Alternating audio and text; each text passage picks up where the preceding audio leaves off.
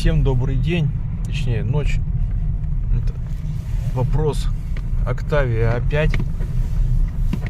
Посторонний звук при изменении знака нагрузки. То есть, когда газ немножко пускаешь, набираешь. Смотрели в сервисе, ничего не находят. Как будто резиновый скрип, причем не при всех положениях руля. Вот я прямо держу, ничего не происходит, практически звука нет. Делаю чуть правее, и вот оно скрипит.